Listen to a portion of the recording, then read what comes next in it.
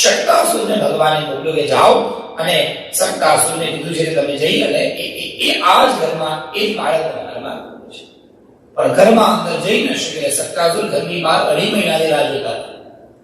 2.5 મહિના સુધી શક્તાસુરે રાહ જોઈ. આજે ભગવાને ઘરની બહાર આંગણામાં ગાડાના નીચે સુવા દે. શક્તાસુર જઈને સકટમાં બેઠો. નીચે ભગવાન સુએ. શક્તાસુરે વિચાર કર્યો બધા આઘા પાછા થાય એટલે ગાડા પર વજન આપી અને આ બાળકને ગાડાના નીચે દબાવી મારી નાખ્યો. સૌના કામમાં વ્યસ્ત થયા. કૃષ્ણ ભગવાનની નજર ગઈ. ઉત્સવ કર્યો મારા લીધે. ઉત્સવ ઘરમાં આવ્યો મારા લીધે. મારા લીધે બધાએ પાર્ટી કરી. બોલો જય શ્રી કૃષ્ણ. અને મને ભૂલી ગયા. મને સાઈડમાં બેસવા દીધો. બધા નાચે છે ત્યાં. વરરાજાના લગ્નમાં આવું થાય. વરરાજા બિચારા ગાડીમાં હોય, આખું ગામ નાચે. વરરાજાને તો ઉત્સાહ ના હોય. એટલે ભગવાને આ વાત ગમી ગઈ. એટલે કૃષ્ણ ભગવાને મનમાં વિચાર કર્યો કે આ બધી જ મીઠાઈ છે એમાં ઉડાડી દેવી છે. અને આમે એમાં પેલો શકટ નામનો અસુર તો હતો જ. શક્તાસુરે પોતાનું વજન વધારવાનું શરૂ કર્યું. ધીરે ધીરે કરતા જ્યાં ગાડું કૃષ્ણ ભગવાન ઉપર દબાવવા માટે જાય ત્યાં તો કૃષ્ણ ભગવાને જમણો પગ ઊંચો કર્યો અને અંગૂઠો જરાક અમથો એવો પેલા ગાડાને અડાડ્યો. ત્યાં તો ગાડું ગોળ ગોળ ફરતું 7 યોજન હવામાં ઉડ્યું અને જમીન પર ધમ કરતા પડ્યું. ચારે બાજુ મીઠાઈઓ વિખરાઈ ગઈ. આખું ઘોડિયું તૂટી ગયું.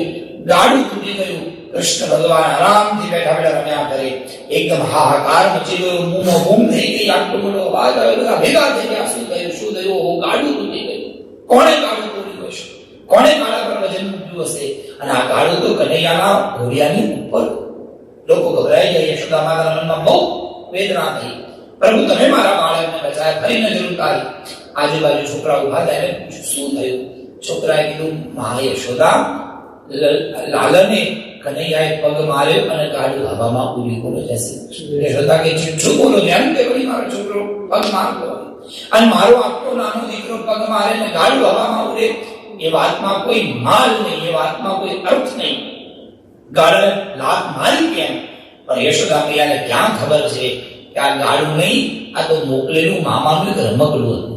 અમારે પારાશર શાસ્ત્રી એવું કે મામાએ પહેલા ઢીંગલી મોકલી. બોલો જય શ્રી કૃષ્ણ. પૂતનાને ભગવાને તોડી નાખી.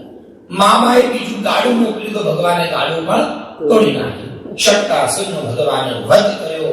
અને હવે યશોદાએ નક્કી કર્યું કે નથી કોઈને ઘેર બોલાવવા અને નથી કનૈયાને બહાર મોકલો. બોલો જય શ્રી કૃષ્ણ. જવાબ નથી દે. ધ્યાન આપજો. તૃણાવર્ત શક્તાસુર નામનો આ અસુર એ પ્રતીક છે અહંકાર. માણસ ગમે તેનો પવિત્ર હોય, માણસ ગમે તેવો હોય, પણ વ્યક્તિ જ્યારે પોતાનો ભાવ, પોતાની શ્રદ્ધા ભગવાનને દૂર કરવા માટે કરે છે તો એ શ્રદ્ધા ભગવાન માટે નથી. જ્યારે પણ જે કંઈ પણ લાવીએ ઘરમાં, જે કંઈ પણ મૂકીએ, જે કંઈ પણ ખાઈએ, એ બધું ભગવાન માટે હોવું જોઈએ. જે ભગવાનને અર્પણ કરીએ એ જ આપણે ખાઈએ. જે ભગવાન માટે વાપરી શકાય એવું જ આપણી માટે વાપરવાનું. 2 અર્થ બતાવ્યા.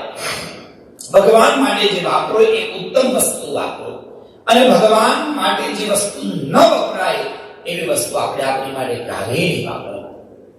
ભગવાન વગર જો કોઈ વસ્તુ આપણા જીવનમાં આવે તો એ વસ્તુ આપણો વિનાશ કરે. એ જ ભક્તિનું ઉત્તમ લક્ષણ. ભગવાન માટે જે વાપરી ઉત્તમ જ વાપરો. ભગવાન માટે સારી વસ્તુ વાપરવાની, ઉત્તમ વસ્તુ જ ભગવાનને અર્પણ કરવી.